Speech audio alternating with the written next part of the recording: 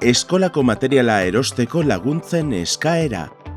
Bideo honetan, Irungo familiei eskolako materiala hiriko saltokietan erosteagatik ematen dien diru laguntzen eskaera egoitza elektronikoaren bidez nola egin azalduko dizuegu.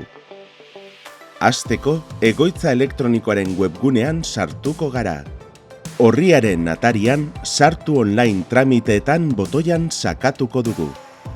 Egoitzan sartzeko, baku edota bestelako ziurtagiri digital batekin sartu gaitezke.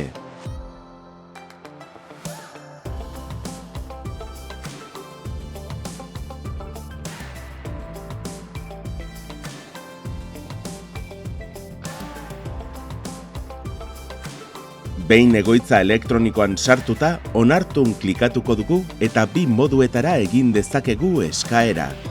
Goiko lupan eskolako materiala idatziz eta ondoren emaitzan klik eginez,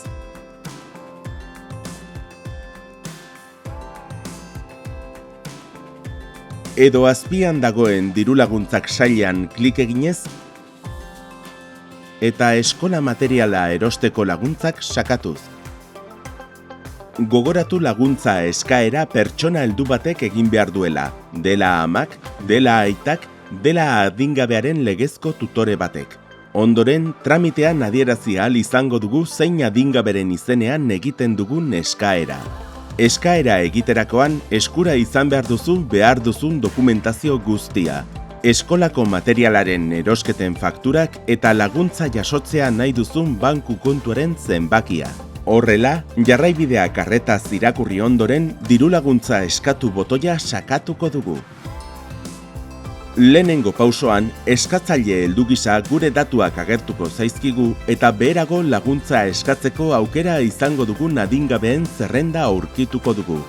Laguntza eskatuko dugun adingabe bakoitzeko, haren ikastetxea, ikasturtea eta ikastetxearen udalerria adierazi beharko ditugu. Jarraian, beherago gure eskaeran aurkeztu nahi ditugun faktura guztien datuak sartu beharko ditugu. Faktura bakoitzeko saltokiaren IFZ, erosketa data eta fakturaren zenbateko osoa, beza barne, adierazi beharko ditugu.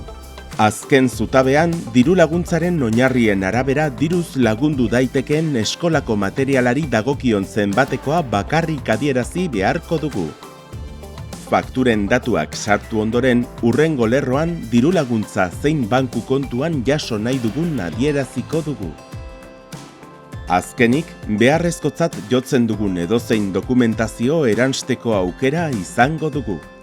Behin guztia bete dugunean, jarraitu emango diogu. Bigarren pantaila honetan, modu elektronikoz jakinaraztea nahi dugun edo ez aukeratzea uzten digu. Onartu egiten badugu, gure helbide elektronikoa eta mugikor zenbakia ziurtatzea eskatuko zaigu. Ez badugu onartzen, postaz jaso dezakegu jakinarazpena eta helbide bat aukeratu edo gehitu jasotzeko. Behin modua aukeratu dugunean jarraitu dezakegu. Hirugarren pausua sartu ditugun datuen laburbilpena da. Behin formularioko guztia egiaztatuta dugunean, sinatu eta erregistratu eragingo dugu. Edozer aldatu beharko balitz, aldatu sakatu. Kredentzialak berriro sartuko ditugu,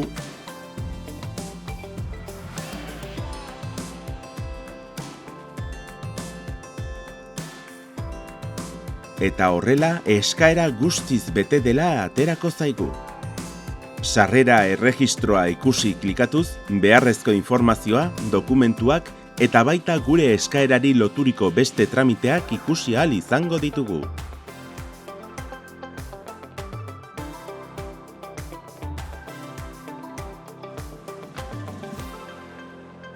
Aurrekoa eraginez, atariko sarrerara itzuliko gara.